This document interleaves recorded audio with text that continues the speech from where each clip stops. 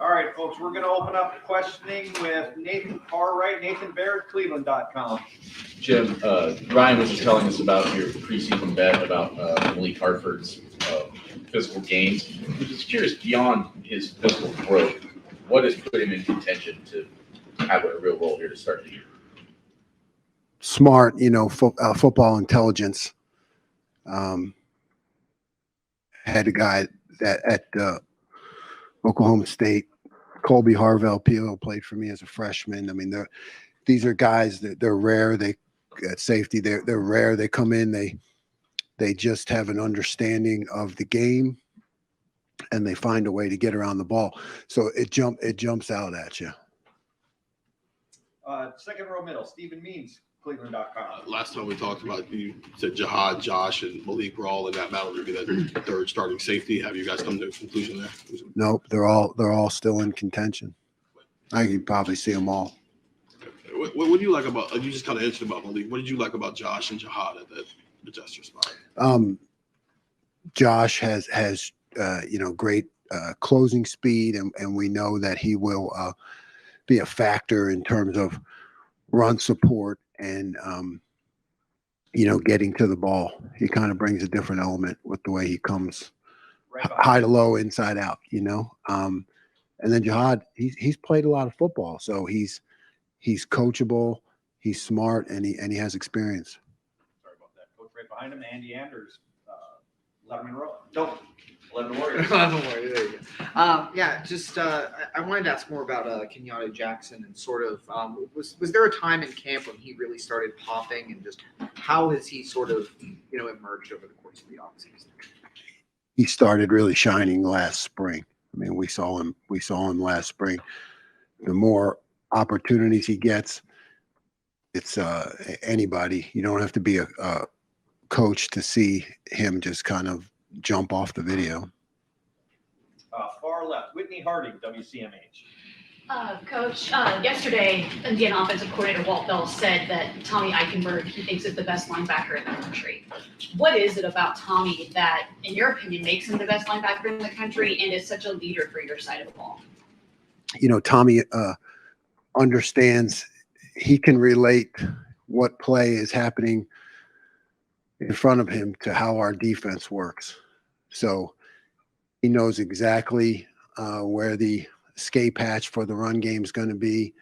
I think, and he shows up fast. He gets to the ball quickly because he understands the game and how it relates to our defense. I think his improvements we're looking for are really in the pass game. In terms of his overall football intelligence playing versus and compared to what he's like in the locker room or on the field as an inspirational guy and quiet, right? Because he doesn't talk, but just by the way he plays, they're both really high, So I think that does make him. I don't really know what's out there, but I think he's the best in the country. This being the second year now that these guys are in your system, are you looking forward to seeing them maybe think less and be more instinctual with what they're doing out there? And how's that going to make what you guys are doing better? Yeah, I mean, the more someone understands the complete system rather than just an individual position, but how all 11 parts work together, you said it, the faster they can play. As coaches a lot, and as fans or as, reporters of the game, I think a lot of times if you see a guy playing not at full speed, right, it's easy to wonder, is he not motivated or does he not know what he's doing? And I think that's, as coaches, we have to take responsibility for that. If a guy knows what he's doing, he can play fast. If he doesn't, he plays tentative. That's a reflection of coaching. Second row left, Steve Hellwagon, 24/7 Sports. Yeah, Coach, it seems like there's been a lot of comments about Jack Sawyer and maybe stepping up his game and becoming perhaps a more consistent pass rushing player for you guys this year. Just have you seen that in preseason camp, and how important will that be to have him and the other guys you mentioned, Kenyatta, create that kind of pressure? Yeah, I mean, Jack, we moved him around a little bit. I mean, I think that gave him a good feel of what the defense is about in its entirety. Ultimately settled on the fact that he needs to be attacking in part of a 4-down group, and he shined. He's been able to focus on one thing, and I think when you do that, your talents can really grow and develop. Those two spots, defensive tackle, do you have a pretty good rotation there of what that'll look like? Maybe two guys, 2 and 2 at each spot. Just what would that look like? Yeah, I mean, I think there's a whole grouping of guys that can play there. I do, and I think we're really solid. Tyleek, like I said, I think he's really athletic. He was a little banged up, but he's back. Mike Hall is going to be really hard to handle. I think we all saw that. We have to keep him healthy. Ty is a guy that you want, like a stalwart of the defense. You need those guys. You need those guys on the front line that are going to take 2 blockers and are willing to do it. Don't sleep on Jaden McKenzie. He's a playmaker. Hero Canoe, I think, has really shined, in camp. Fourth row right, Spencer Holbrook, Letterman Row. I guess on that topic, you've talked about a lot of guys who said the phrase they're going to play a lot. How many, I know that you guys want to play a lot of depth, but how much is too much as you go into the season when it comes to not over substituting to where guys don't get into a rhythm on the field? Well, up front, I think that's it's a whole different entity. Coach Johnson has done that very well and will continue to do that. So we're not looking for any of those guys to get a lot of reps. When it comes to the, in terms of who has the majority of the reps, we'd like them all to play equal and all to be fresh in the fourth quarter and attacking and rushing the quarterback. When it comes to linebacker, Tommy and Steele, they have to play the majority of the plays. Because you're right, there is a lot of consistency and seeing what the offense is doing involved in there. But, Cody and CJ will both play. Front row right, Austin Ward, Rivals, the podcast. Jim, when did Tyleek get back to closer to full speed, and what's the next step for him? I don't remember the exact day or when, all the days run together to me, but I mean, his next step is just consistency. He flashes tremendous athletic ability, and it's just consistency. It's just, doing it all the time, every play. Far right, Andrew Gillis, Cleveland.com. Jim, you obviously know Indiana's defensive coordinator pretty well. What kind of game plan would you expect from him against, new quarterbacks, new offensive linemen? Yeah, I do have great respect for Matt. He's, oh God, I don't know if I have to say a son to me. I don't know how much older I am than him. Maybe a little brother, but I know Matt too is he's a team guy first. So I think he'll operate, within the system that they have. And I think he'll, he knows what we have in terms of our receivers, so I could definitely see him doing something to help them, in terms of that matchup. Fourth row right, Andy Backstrom, Letterman Row. Jim, Coach Day was saying that Arvell Reese is one of those guys who's earned the opportunity as a true freshman to play right away, at least in some capacity. What has he done since the summer, arriving late, to show you that he can do that?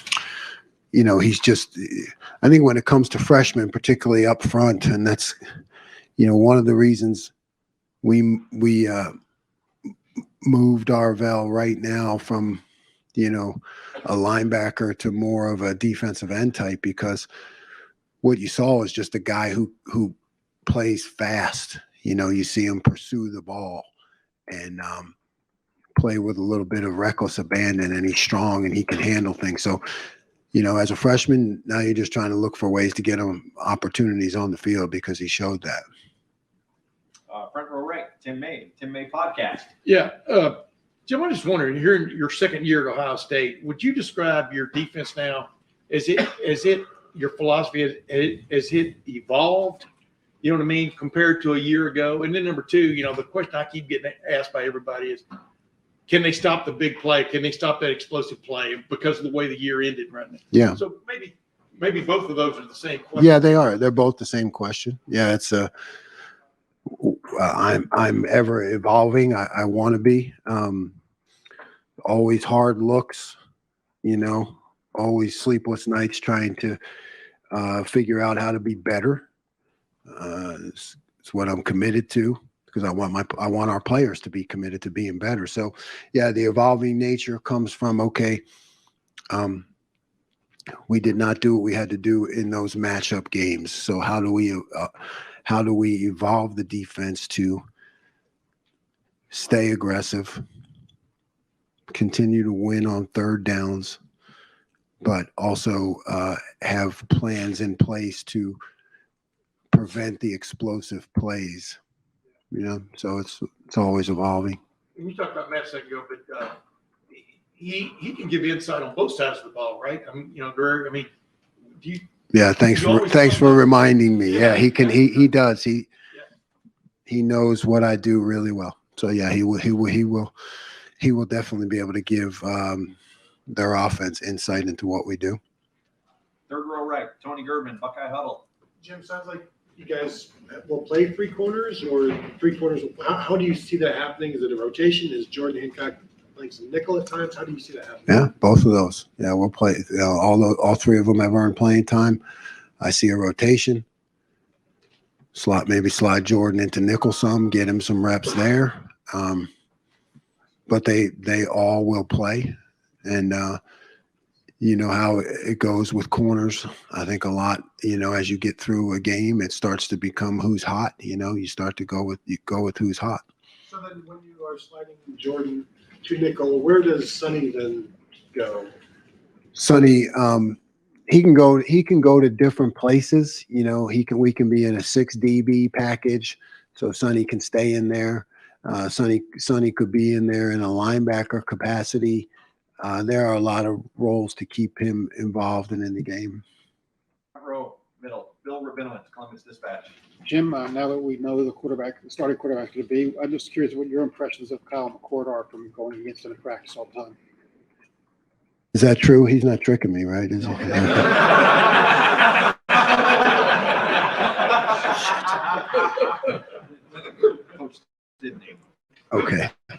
Okay. Well, he's a St. Joe prep guy, so that's my first thing, right? Right. Prep pride, so cool, cool, level-headed, doesn't make a lot of mistakes, strong arm. But really, I always look at him as that calm, collected, composed, when you're going against a quarterback like that. I think that gives everybody confidence. He's just that kind of guy. And everybody, Indiana's also going to have a new quarterback. We don't know who that's going to be. They got a bunch of new transfers. How hard is that to prepare for that offense? Because you don't know anything. Really. It's difficult. You're right. You got first game, you got new people. First game was always like, what are you going to get? Could you get triple option? Really, really seriously, you could get anything. So, and then you not only a new season, but new people, you better be good at your fundamentals, because you just don't know what you're going to get. Did I miss anybody? Okay, I don't know if we'll be able to get to everybody. Brendan Gulick, Buckeyes Now. Hi, Coach. You talked about Tommy's, his specific traits, but specifically from his position, year 2 of your system, how important is it for you to have somebody returning in that role so that your defense is ready to go? Right. We're pushing, coaching, leading Tommy to become that quarterback of the defense, to be able to, see what's happening on the field, and relate it to what I call, to understand why I'm calling it, all those things. But, you're exactly right. second year, we want him to be the quarterback and run the show. Third row left, Dan Hope, Lebanon Warriors. Jim, with not naming a starter at free safety yet, is that more that nobody's emerged yet, or do you feel confident in all three of those guys? Yeah, I mean, they all can play, but you're right. You know, who's going to get it? We still got a couple of days of practice left. You know, let's go out and see what you're made of. Go and get the position. Is there a concern at a position like that you don't have one guy solidified as a starter right now? You know, yes. I mean, when we know that honest truth, the rest is BS. When you have, you know, you don't have one particular guy that you're, you know, hey, this is our dude. There's always some thought behind it. There's always some angst behind it. You know, who's it going to be? What's this guy do well? What's he do well?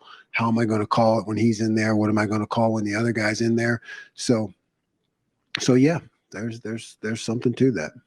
And final questions, deep left, Jeremy Birmingham, Rivals. Jim, when you have guys like Malik Hartford and CJ Hicks and Sonny Styles, people that are just athletically maybe a little bit different than what you've had in last year that were really ready to play, how do you balance the experience and the stability of guys like Tommy and Steele versus the upside and potential excitement, but also the potential mistakes that a guy like CJ makes in that role? Do you see yourself maybe playing more with CJ alongside Tommy so that you have that support system in place?